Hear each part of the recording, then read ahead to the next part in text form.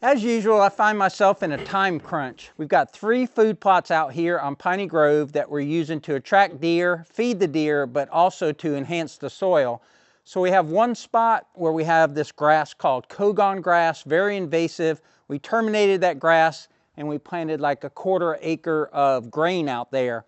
And I thought it would do really well. We had timely rains when it was coming up, but it's looking really brown now, and grains like nitrogen, so I guess it's nitrogen deficient. So we're going to hit that plot.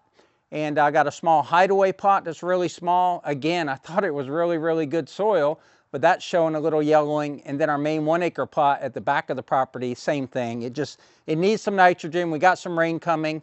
And that's key when you're fertilizing, is that you want rain pretty soon afterwards to wash that down into the ground where the roots are, especially with nitrogen, because nitrogen is volatile on the surface, meaning it will evaporate like gasoline. If you leave a cup of gasoline out, eventually it will evaporate. Well, nitrogen on the ground eventually will disappear because rain didn't soak it into the ground. And fertilizer is never cheap. And so what I try to do is get the best bang for my buck. So I've got triple 13 here, and triple 13 means there's 13 pounds of nitrogen in 100 pounds of fertilizer. So I got 50-pound bags.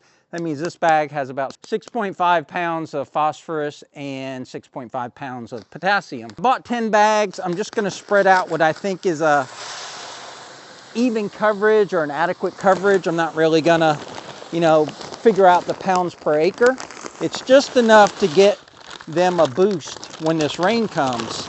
You may be wondering why the ATV has this poster board there, and that's because fertilizer is very corrosive.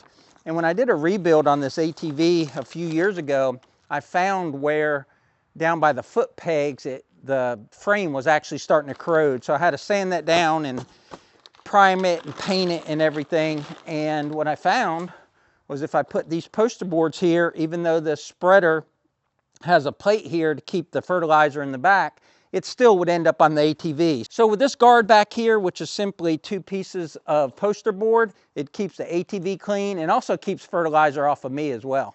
There's multiple ways we can put out fertilizer. We have a solo handheld spreader, and for small plots like this or small acreage like this, putting out 100 pounds of fertilizer, you could do that by hand. I think it's like 80 bucks or so. I've had mine for 10 or 15 years, lasts a long time. It's great for seed, great for fertilizer. So we got that way to do it. We've got this way to do it. That's like a $200 spreader from Cabela's. And we've had that ATV for 16 years. And so neither one of those things owe us anything. They have spread acres and acres. And of course we have tractors out here, and we have the big cyclone spreader that goes behind the tractor. But sometimes doing these tasks or doing these jobs is not so much about, doing it efficiently or the best way or anything like that, but it's having fun. And I just can't say enough how much I love spreading seed and fertilizer with the ATV as opposed to the tractor. Now we use the Summit tractor. It's a 25 horsepower tractor, and the Cyclone spreader. And both of those items are Summit, and they loaned them to us. And we did this whole pasture out here with that last year. And it's cool and everything, but I feel less in control with the tractor. I feel less connected to the ground. And I feel like I can do it a lot more effectively. I can put the fertilizer exactly where I want with this, as opposed to the tractor where I might be wasting a little bit or can't really vary the speed. Like if I think I'm putting it out too heavy with the ATV, that thing will go 50 miles an hour. If I'm putting it out too heavy with the tractor, then I can't speed the tractor up that much, and it's hard to reach back and grab the gate and adjust it. So do you need a tractor to do a lot of things that we do out here? Well, no, because I'm going to prove it today. I got 100 pounds of fertilizer in the spreader. I might put another bag out here, put 150 pounds out here. But this will eventually go back to pasture grass. We're just trying to kill off that Kogon grass, and we'll have this residue from these grains in the spring to till into the soil. Very simple process. I just turn on the spreader, then I open the gate, and for fertilizer, I just open it all the way.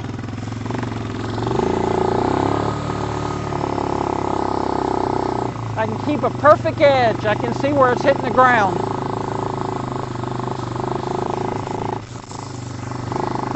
get to the end, I just shut off the gate. I know how far it spreads, about 12 feet or so.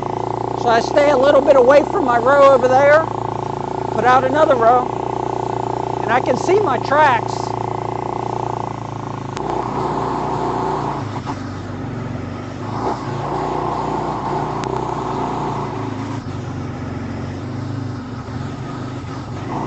I've still got some left, so I'm going to go over some of these brown areas again.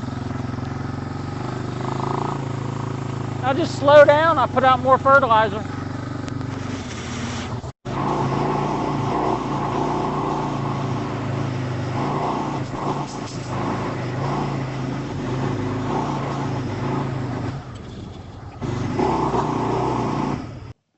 I just looked at the camera, 6 minutes to do that. Put out 100 pounds of fertilizer.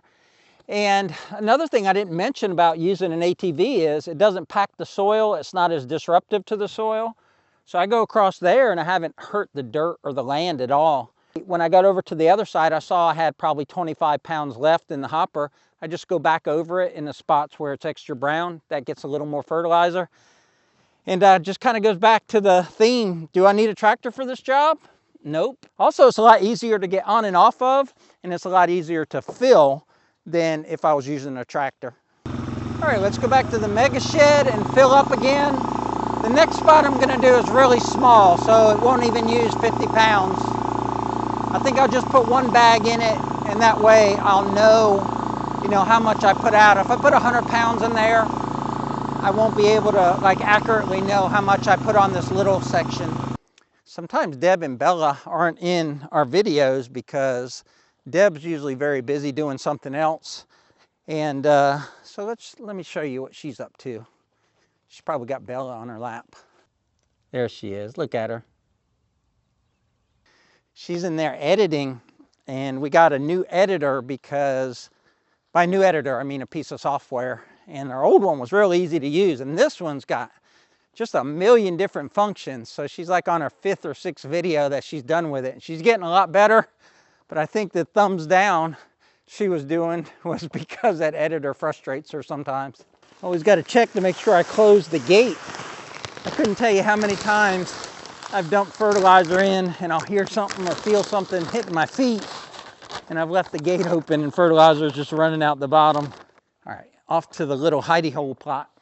If you're wondering why I'm not using the side-by-side in the background, the HISUN sector, to spread, and this spreader will fit on that, I just got to get an adapter. But what I can't figure out is how I would shut the gate off. And I'd have to get like one of those remote gate controls that's like 6 or 7 foot long, like a lawnmower throttle or something. And I don't want to do it. I can reach back here and grab the gate of this one. It's right there, that handle. And I know where it is, and it's easy for me to grab. And I just don't want to fool with, having something remote up by the driver's seat of the side-by-side, and then you get it wrong and you waste fertilizer or, spill a bunch or something like that. So as long as this ATV is running, I'm going to keep using it for spreading. Smell something. Smells like a skunk. We actually had a skunk go by the backyard of the house, and Deb saw it. What we have is what's called a spotted skunk. So they're all black and they just have one tuft of white on their head.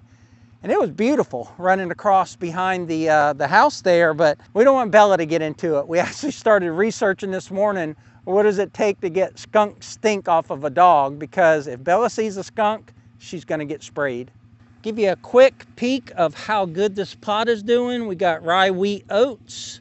That's our tall green. And then you see down there, the small green. Got the clovers coming up. We've got 2 types of clover in here. We got a white clover. I think it's Patriot. I can't remember what it was, Patriot or Seminole. And then we have crimson clover, which is a spring clover. This is such a small pot, but this always has deer in it. And start spreading.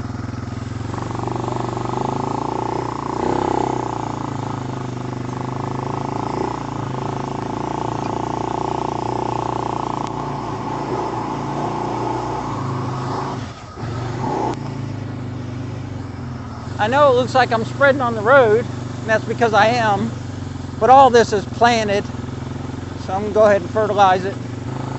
Going real slow to put a lot of fertilizer out. I'll do one more pass. A lot of times a food plot isn't about how big it is, but that it's in the right place. Uh-oh, I need to go forward. Well, that spot got a lot of fertilizer. Another thing about the ATV, it's so maneuverable. Let's see if I can grab the camera as I come by. Here we go. Ah, got it. That probably didn't take me more than 3 or 4 minutes to fertilize that. Put out 3 bags, so we've got 7 bags or 350 pounds left for the back 1 acre plot. That little plot that we were just in, we get pictures of the biggest buck that is around here and also a couple of small bucks. And it's, you know, it's not very big, that plot. And then you go to our big plot in the back where we have plenty of food. We have a corn feeder, and we'll only get like 3 or 4 does back there. So it's funny, they're only separated by less than half a mile, and 2 different types or 2 different deer herds use each one. All filled up, let's head to the back. So this is our 1 acre food plot. You can see there's a little bit of yellowing there in front of the ATV. We'll cure that with the nitrogen. But you see this dirt path right here? And then there's another one over here. And what I did was I went backwards and forth with the ATV to spread the seed, and the battery was dead on the ATV that day. I had to pull start it. And I thought when it was running, it would generate enough electricity to run the spreader. But I guess it doesn't have a real strong alternator or whatever on it, and it only had the little bit of life that was in the battery to spin the spinner plate, so it wouldn't spin it very fast. And I didn't know that, so when I was going back and forth, I was using my normal distance between my paths, and you can see that I didn't overlap, or I didn't get close enough to my previous path because it wasn't spreading it as far. But it's got a new battery, and oh my goodness, our battery's expensive. $115 to put a new battery in that ATV. I kind of forgot that we dissed this field going diagonally, and by me going back and forth, I'm going across all those ruts that Deb created with the disc harrow.